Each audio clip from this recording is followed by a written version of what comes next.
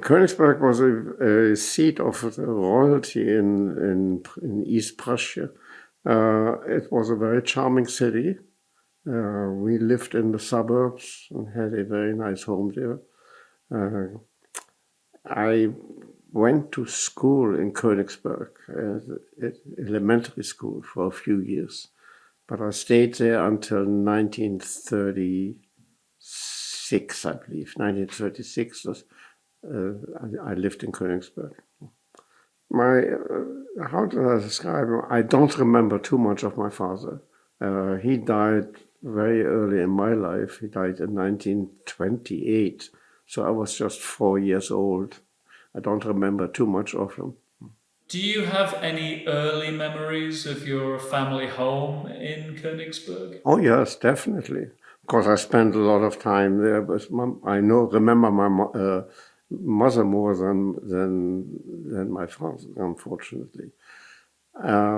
We had a home in the suburbs of Königsberg with a winter garden, which was a garden where you grow flowers in the winter and fruit. And we had a very nice backyard with swings and sandboxes. And we lived there until my father died. And about a year later, I remember we moved. We moved out of the house and moved into an apartment. And that's where I started going to school. So I must have been 6 years old. Yes. Being the youngest in the family, I was the one who was spoiled most of all. And I was spoiled by my mother. And my sisters accepted me as somebody who's there, but there was not really a relationship between us. We grew up together, but my mother was the one who held the family together, and I was very close with her during in the beginning of my life and throughout my life. Yeah, and therefore there was no religion being taught in my home. We celebrated Christmas, we celebrated Easter, but we didn't give up our Jewish religion. But as far as religious upbringing, that all changed later in my life, but not in Königsberg. I don't think my father or my mother believed in anything religiously, so we didn't practice any religious form at home at all. Well, my mother's parents lived in Frankfurt. My grandfather was a Justizrat. He was like a justice of the Supreme Court. And they lived in Frankfurt. And that is how I got there, with my mother. My sisters were already grown up. They went to a school in Berlin to learn a new trade or to learn anything to leave Germany. But I moved to Frankfurt with my younger sister to my grandparents' house. Mm-hmm. We had our bedrooms upstairs. My grandparents lived on the first floor, and we had a maid, a cook, a chambermaid. In those days, it didn't mean too much to have people employed. And we had a beautiful garden. My grandfather grew peaches and roses. He was a lover of flowers. He taught me how to grow rose bushes, how to make them more productive in the flowers. So the garden we had breakfast every morning outside under big umbrellas. So that I remember that of the house. And a big driveway where a big car was kept. And as a matter of fact, that's where I learned driving, because we had a chauffeur who took me up and down the driveway on his lap to teach me how to run this big car. My main interest, collecting stamps, used to enjoy reading.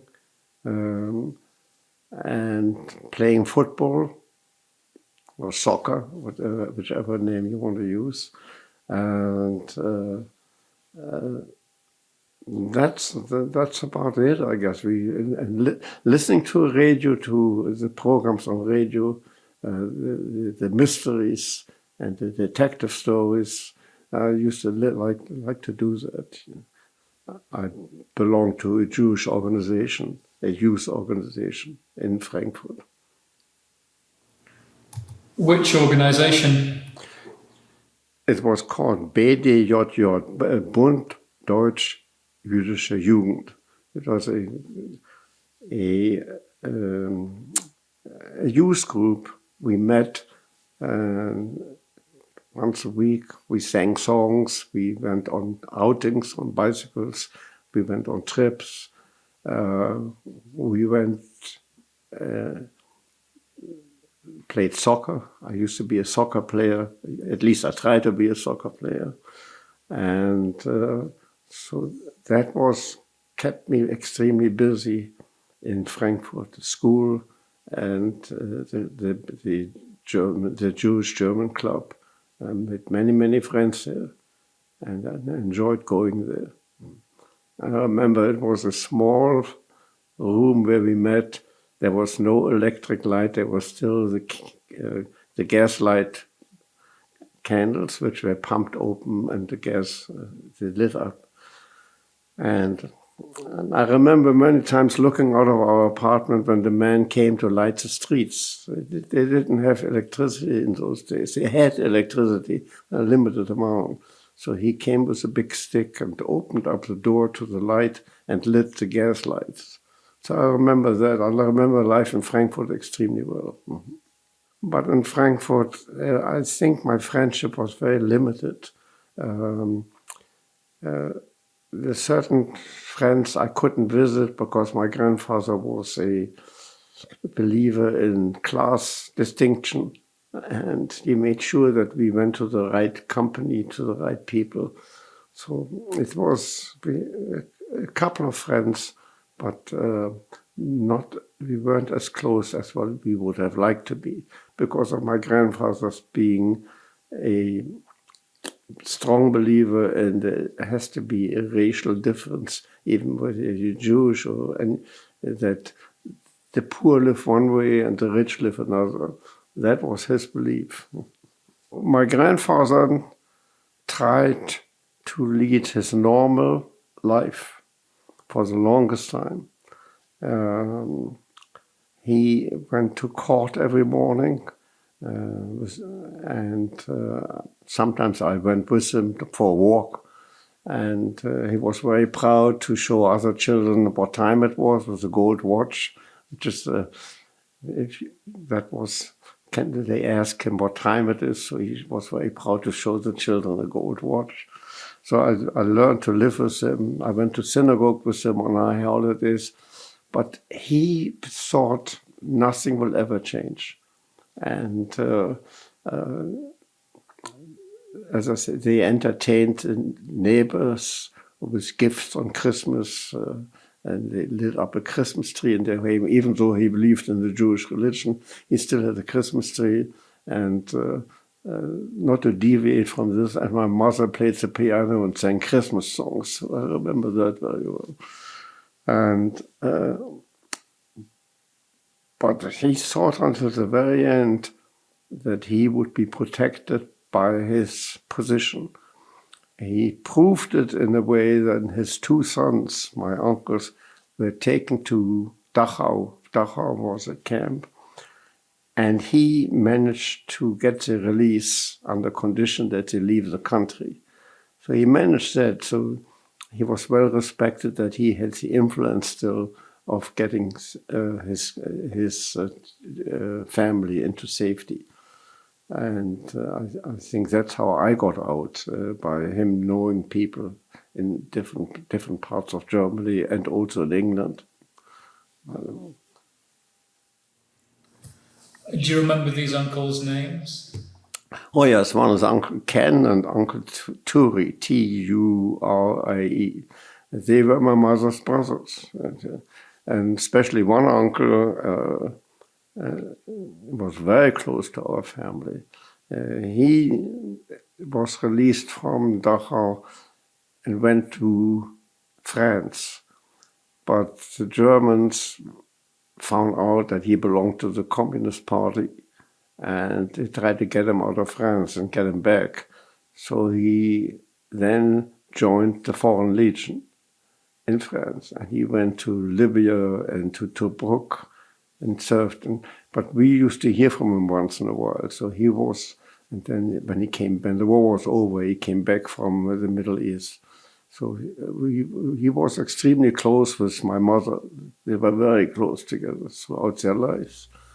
My other uncle studied law, and he became a lawyer, and he followed his father's, my grandfather's, system of a life. Nothing would change.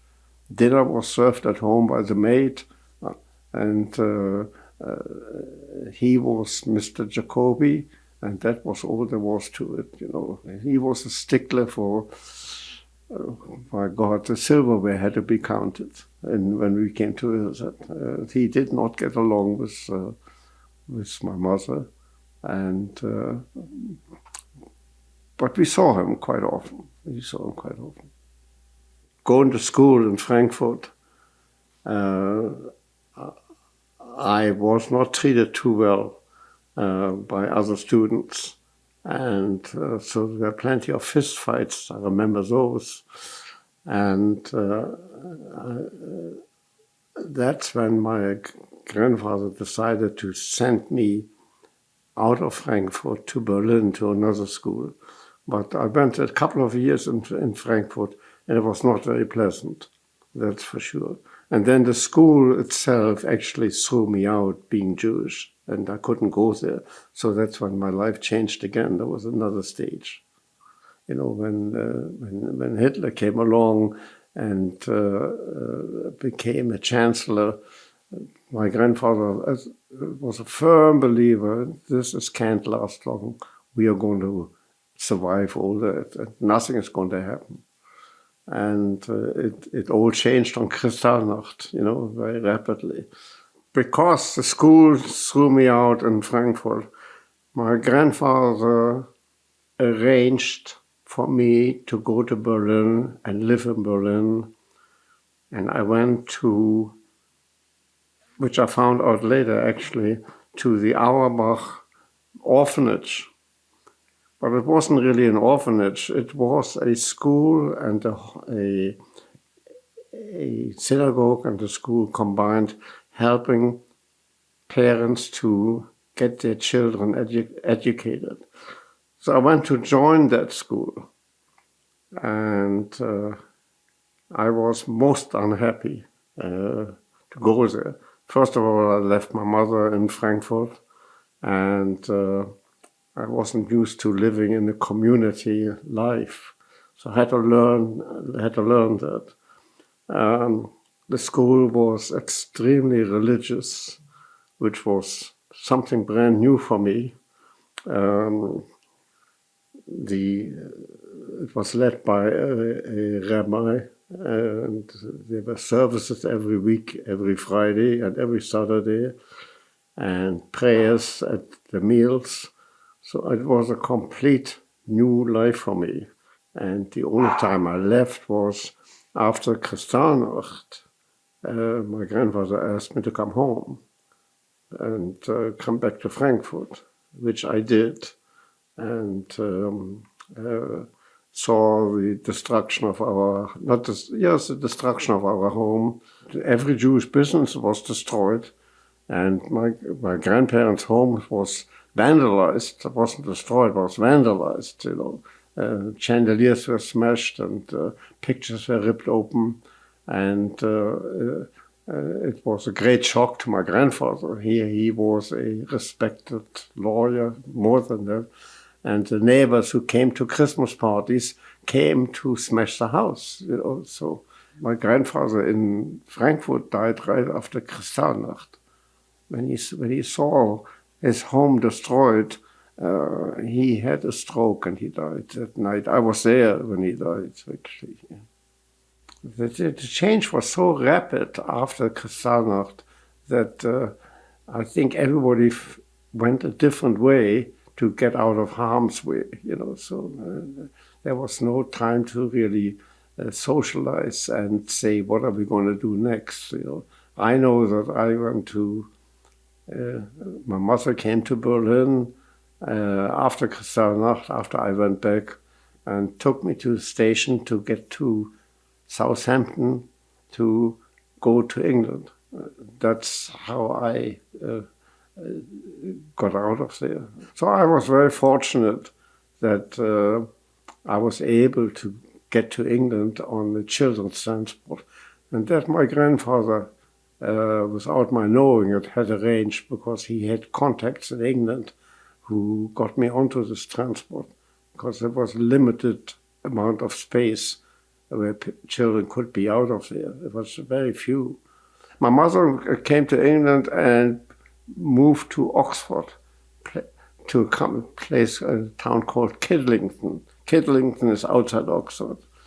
And she worked as, believe it or not, as a cleaning woman in order to survive. And there was a woman who was driven in a carriage, it was very sad to see. But she lived in Kidlington, and my sisters lived in England and became maids for the time being, mostly for Jewish families who sponsored them. You had to have a sponsor. And can you talk about your daily routine, what you did once you got to London, what life was like there? What I did to earn money? Well, I had several jobs. My first job in London actually was with a Singer sewing machine company. And I became a mechanic for them. It didn't last too long because I made a big mess of things. But that's a long story. And I worked for them. Then I went to work for a company making Lancaster bombers outside London. So I traveled every morning on the LMS train to Richmond, I think. Yeah, outside London there was a factory, and I learned to help to build Lancaster bombers. Which part of the plane were you building? I was left-handed. I am left-handed to a certain extent. And the Lancaster bomber was built in such a way that the rear gunner had to have the guns on the left-hand side. It was very difficult to get into. I was left-handed, so I was the one who put the machine guns in the left hand and worked on Lancaster bombers. And then my third job was as a tool and die maker for a company making bookshelves. I worked as a welder. And so I had 3 jobs actually before I left. Yeah. And this is a kind of a nosy question, but what did you spend your money on? Well, first of all, for paying the rent, for helping my mother, who also worked, to buy the food. And you had to pay extra if you wanted extra butter. The rationing days were very, very real, And for going to a movie for 6pence. And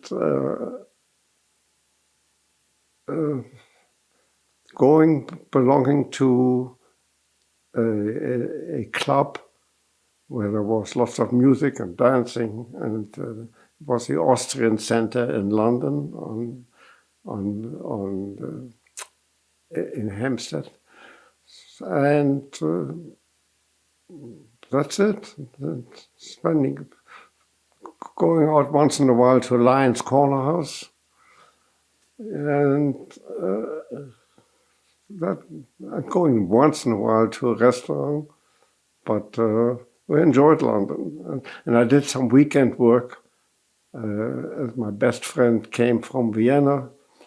He was the son of a very famous photographer, and he became a photographer and took pictures at weddings. And I took a job with him. We were very good friends to carry the camera at the weddings. So I worked with him. And,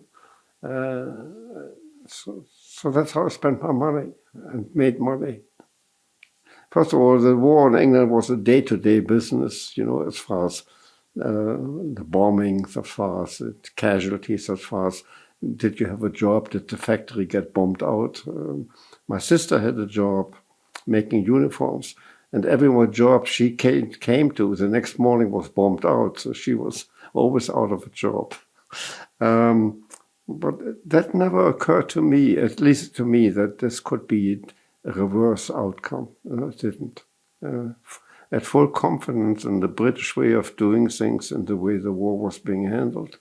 Full confidence. And we were so glad to be out of Germany. Of course, that was a big victory for everybody who managed to get out. We didn't quite realize what went on until after the war, what really had happened. So that was a huge, huge celebration of life to get out. Do you remember any, bombardments, any bombings that you yourself witnessed? Yes, I was. When the flying bombs started in England, you had to listen to where they came from and take shelter. And I went every morning out to Richmond to this factory, and there was a warning that the flying bomb would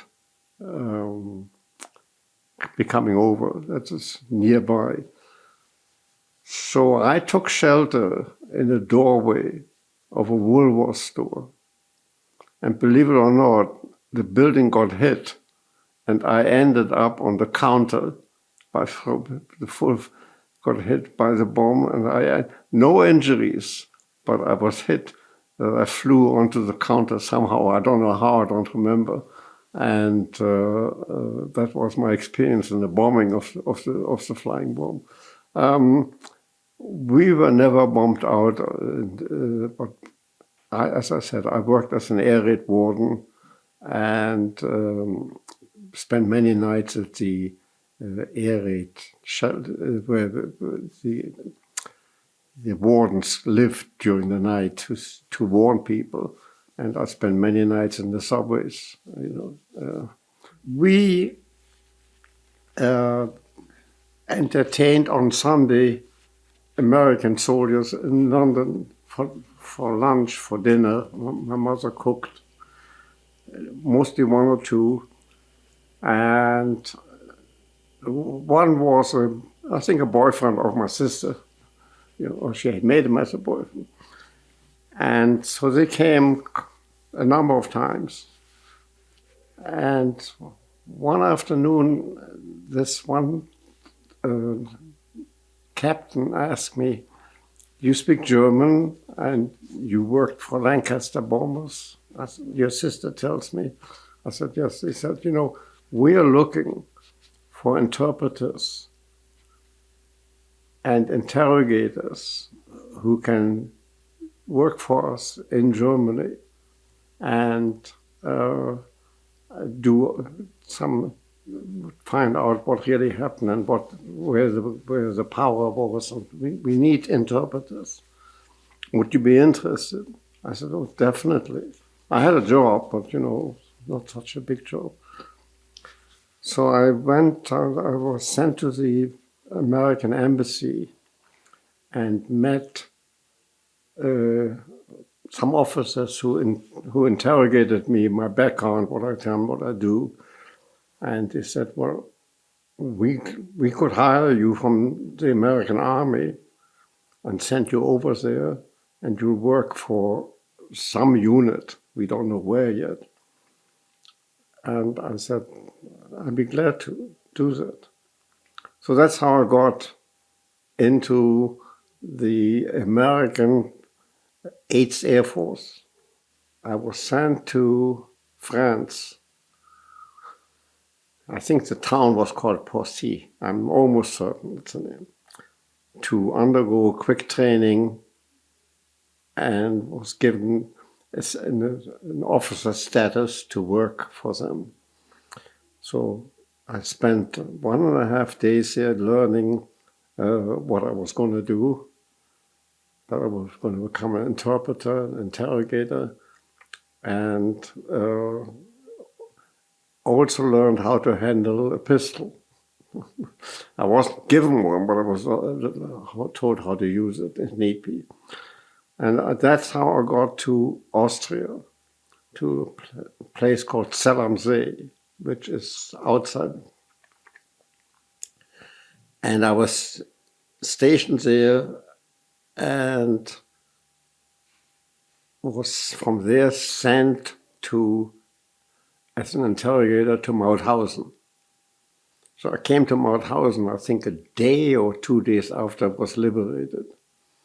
Mauthausen was a terrible experience when I walked in there, to meet thousands of people under the most horrible conditions he lived in, and to see the thousands of people who were killed.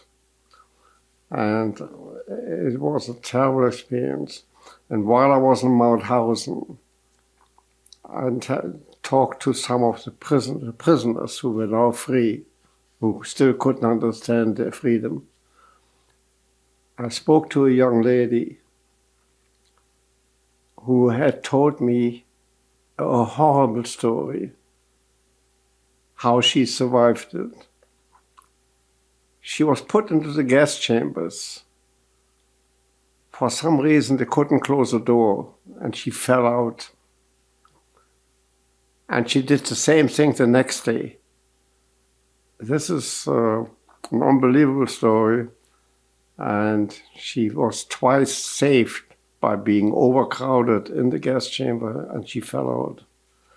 Interrogation of the Germans was unfortunately, not unfortunate, they were extremely arrogant. They had nothing to do with this. They didn't know anything about this. So you ask them, well, you see what's the structure. That wasn't done by them. They are long gone, those people. We are not responsible. They pleaded for their lives practically. And they were treated actually better than I would ever have treated them, you know. The German prison, the new German prisoners were behind barbed wire, where the Jewish people were. And there was another barbed wire a few feet away, the second exit. And the American soldiers threw their K-rations into that, in between the two barbed wires. And the minute the German soldiers tried to get them, they machine gunned them. There were actually war crimes in a way, but on the other hand, these people were all killing thousands and thousands. But their arrogance never left them. They were arrogant throughout these hearings and throughout the interrogation. No matter what you asked them, what the affiliation was, they had nothing to do with it. They didn't know, they didn't realize it. They're good people. I have met, while I was working in the army in Frankfurt, I have met somebody who was an American woman in the service. And we went out together. We became engaged, and we were going to get married in the States. That's how I got to the States. And when I came to the States, I found out, unfortunately, that she came from a very highly religious background, and she had trouble making her parents understand that I wasn't that religious. And we just couldn't do this. And unfortunately for my sister, I give her credit for that. My sister told me, this is a marriage which will never last. because you're two different opposites completely. So that's when I met my wife through my sister, and but the engagement was very short-lived. It just didn't work. Years later, if I may continue in telling you the story, my wife passed away after 50 years of marriage through an ad in the New York Times. My former fiancé found the name and wrote me a note that she's coming to New York from Brazil. She lived in Brazil apparently. Whether we could get together. So after 50 years or 49 years, we met for dinner. And unfortunately, the dinner was a nightmare for me. Well, there was nothing we had in common anymore. 50 years had passed. So that's my relationship. She was a very nice lady. We thought we could make it. It would have never worked. Two opposites, And religion, unfortunately, plays a big part in the family.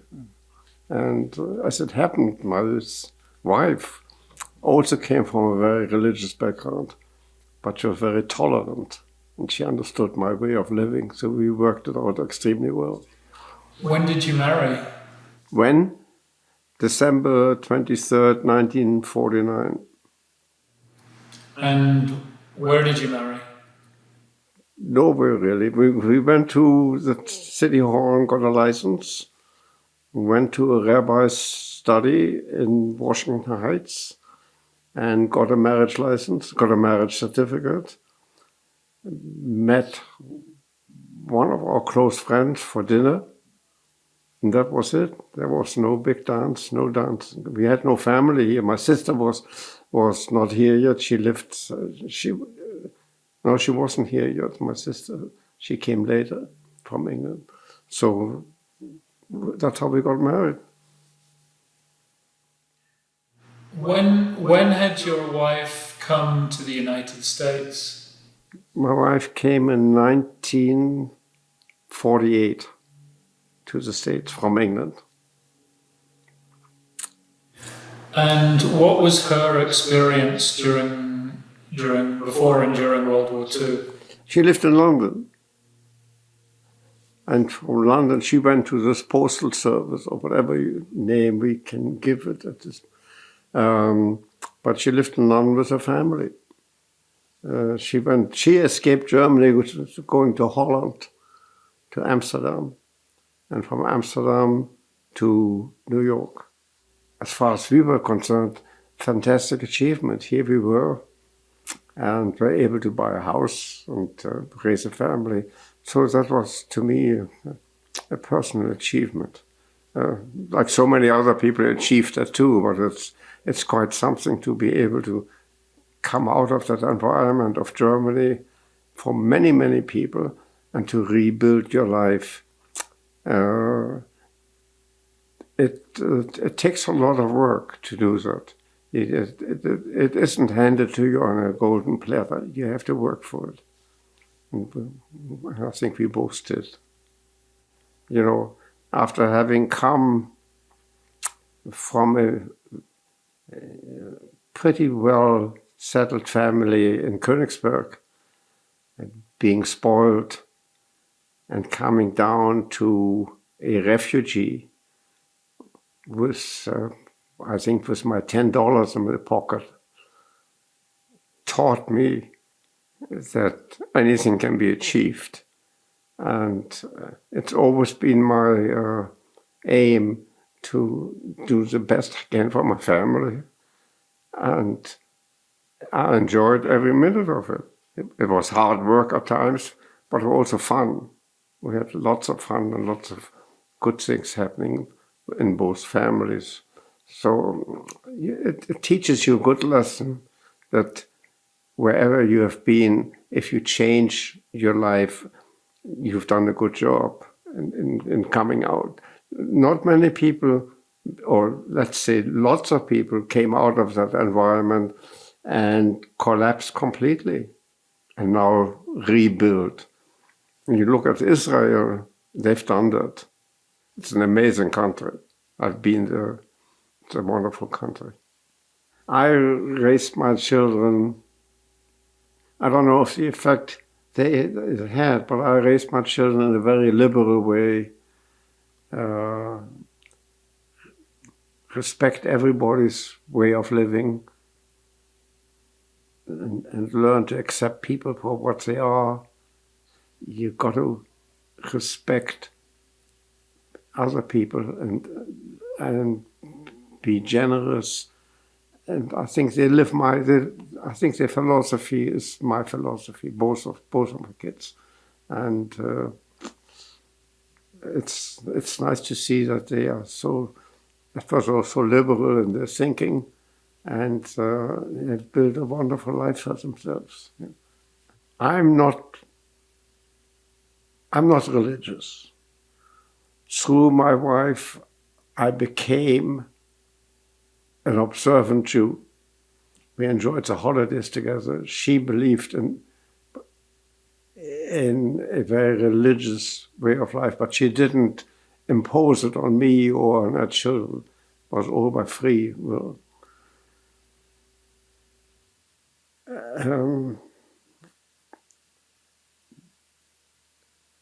As I say, I'm not a firm believer in. I know I'm Jewish. I'm very proud of being Jewish, and I'm glad my life changed from being an atheist into a Jewish way of living. And I observed the holidays. Just finished one holiday. I couldn't go to synagogue, but I fasted all day because it's one way of proving that you believe in something. Not everything is good in Judaism. The extremely religious Jews are like all isms. I think they're a danger to society. Whether it's fascism, communism, all these things. And when you get to the extremely religious Jews, including Zionism, it's not good. There has to be a more tolerant way of accepting your neighbor, of accepting it. Do I personally believe? Yes and no. I always say, if there really is somewhere, somehow, a God, would he have allowed a Holocaust? Would he have allowed a Rwanda murder and slaughter? Would he have allowed a Vietnamese slaughter? So it makes me wonder, where is this wonderful image, people believe in? I can't agree to it, although, as I said, both my children do, and I respect that, and they know my attitude. They know exactly. I don't try to pretend to be something. I hate when people pretend that, which they are not, So I would say it's a 50-50 chance, to be honest with you. As I might say, I might doubt religion in many times when I think about what happened in the world. But as far as my political outlook, I've always been a very liberal, democratic views. I support most of their programs and will always do so. But I was never active in a political party, never. I was fortunate enough to leave a country in time before disaster struck the whole country. So I consider myself extremely fortunate that I was able to escape that. How many people ended up in these camps is really unbelievable and hard to believe that a country can be that cruel to people, that the government can be that cruel. But to me personally, no, except being beaten up a few times, being a Jew, from other school children. I was never really threatened by any religious outburst. No. To what do you attribute your survival, the fact that you were able to get away? What do I attribute it to? Well, I attribute it actually to my grandfather, whom was an extremely strict man. Oh, so strict you wouldn't even believe it. But he had at least a vision of getting me out of the country. He must have realized there's something wrong somewhere, and he's too old to leave.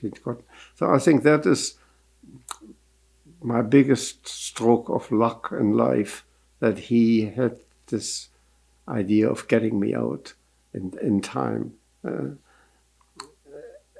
At least I'm sure he hoped for that I got out, and I did.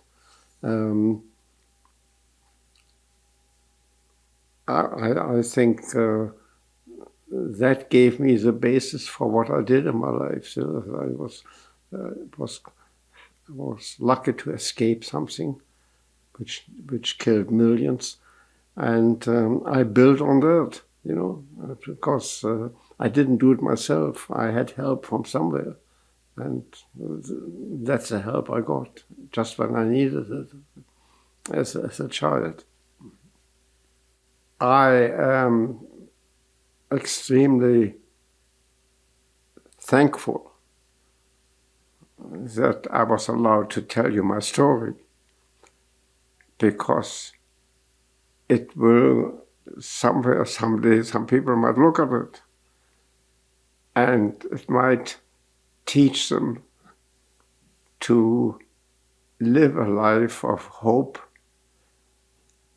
and don't forget of what happened. You should never forget that. You don't have to talk about it all day, but my contribution, that small percentage I can give to future generations, might help the fight against racism and against cruelty. And that should never be forgotten. That's why I'm glad that you asked me to give you this interview.